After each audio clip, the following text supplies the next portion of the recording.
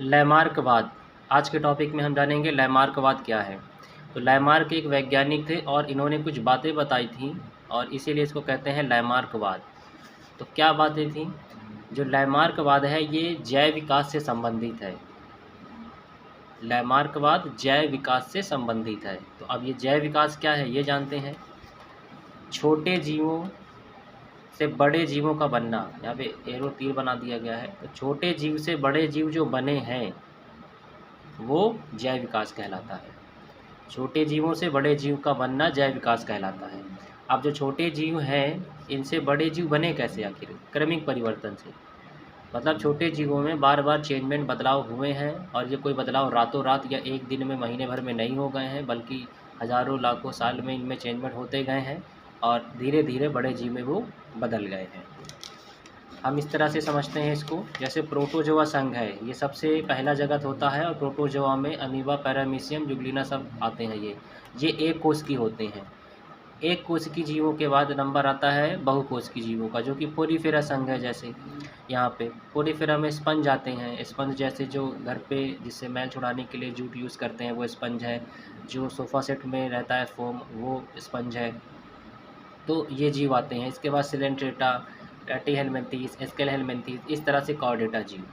तो धरती पर जो जीव बने हैं वो कोई पहले बड़े जीव नहीं बने हैं कि पहले हाथी बन गया हो, घोड़ा बन गया हो, गाय बन गई हो। सबसे पहले छोटे जीव ही बने हैं और छोटे जीवों में बार बार परिवर्तन हुए हैं उनमें, और परिवर्तन एक दिन में नहीं हुआ है और परिवर्तन होते गए लगातार और उससे बड़े जीव बन गए हैं। तो ये सबसे बड़ा यहाँ पे सबूत है समझाने के लिए कि प्रोटोजोआ में एक कोष की जीव आते हैं, फिर उसके बाद बहुकोष की जीव बने, फिर उससे और एडवांस जीव बने, फिर धीरे धीरे ऐसे जीव बने कॉर्डेटा जिसमें कि हम आते हैं और हाथ पैर सारे अंग उसमें दिखने लगे।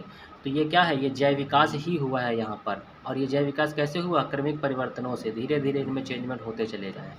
तो ये जैव विकास से संबंधित लैमार्कवाद जो है यहाँ पर है। तो अब आगे जानते हैं। लैमार्कवाद जो है सन 1809 में दिया गया था। लैमार्क ने अपनी जो बातें हैं वो 1809 में बताई थी।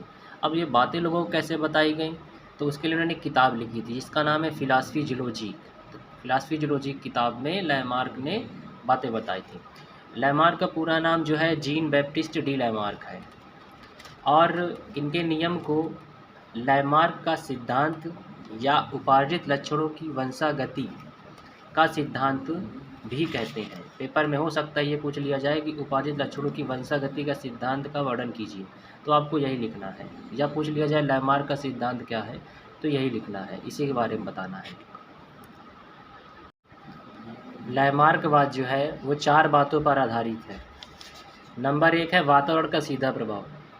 लैमार्क के अनुसार सभी जीव जंतुओं पर वातावरण का जो है प्रभाव पड़ता है, उससे वो प्रभावित होते हैं।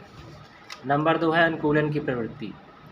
लैमार्क के अनुसार जीव जंतुओं में अपने आप को वातावरण के अनुसार ढालने की प्रवृत्ति होती है, एडजस्ट कर लेते हैं। मान लीजिए ठंडी जब आती है, स्टार्टिंग हो रही होती है, तो स्टार्टिंग के टाइम पे कम ठंड होने पर लोग पता चला एक स्वेटर से ही काम चला ले रहे हैं। उसके बाद कुछ दिनों बाद और ठंड बढ़ी तो फिर उन्होंने दूसरी स्वेटर पहनना चालू कर दिया, और ठंड बढ़ी जैकेट पहनना स्टार्ट कर दिया।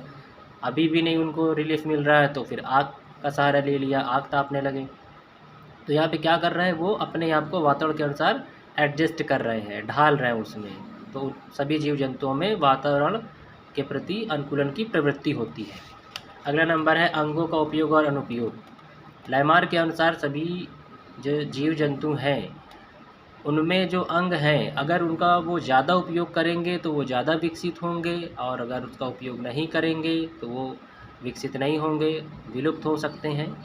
जैसे ये सभी जानते हैं कि मनुष्य जो है वो एक बंदर की प्रजाति से ही विकसित हुआ है और मनुष्य पहले पेड़ों पर रहता था और एक डाल से दूसरी डाल पर जाने के लिए पूँछ का यूज़ करता था। लेकिन अब वो पेड़ों पर नहीं रह रहा है, जिसकी वजह से उसने पूँछ का उपयोग करना बंद कर दिया और धीरे धीरे वो पूँछ क्या है? विलुप्त हो गई। तो यहाँ पे अंगों का उपयोग और अनुपयोग इस उदाहरण से समझ सकते हैं। इसके बाद इन्होंने चौथी बात बताई थी उपार्जित लक्षणों की वंशागति, कि जो लक्षण अर्जित किए जाते हैं वो आगे वंशागत होते हैं। वंशागत होने का मतलब है एक पीढ़ी से दूसरी पीढ़ी में जाना। ऐसे कहा जाए कि कोई व्यक्ति है और उसने बहुत ज़्यादा धन संपत्ति अर्जित कर ली है, अब उसके मरने के बाद उसकी संपत्ति किसको जाएगी? उसके बच्चे को जाएगी। तो यहाँ पे क्या हो गई? वो आगे चली गई, उसके अगली पीढ़ी में, संतान में चली गई। लेकिन यहाँ पर है व्यक्ति के लक्षणों से संबंधित। तो इसमें समझते हैं कि जैसे कोई व्यक्ति है और वो सामान्य बुद्धि का है, लेकिन उसने अधिकाधिक अपने मस्तिष्क का उपयोग किया, ज़्यादा पढ़ाई की, ज़्यादा मस्तिष्क का यूज़ किया और वो कहीं न कहीं आगे जा कर के साइंटिस्ट बन गया या उसकी बुद्धि में कुछ ऐसा चेंजमेंट आ गया जिससे वो ज़्यादा होशियार हो गया, समझदार हो गया। अब वो लक्षण क्या होगा, वो उसके जीन में चला गया और वो लक्षण फिर उसके अगली पीढ़ी में, संतान में चला जाएगा। तो इनका ये कहना था कि जो लक्षण अर्जित किए जाते हैं किसी भी जीव-जंतु के द्वारा, वो अगली पीढ़ी में चले जाते हैं। उदाहरण जिराफ और सर्प। तो इसके बारे में अगले वीडियो में बात करेंगे।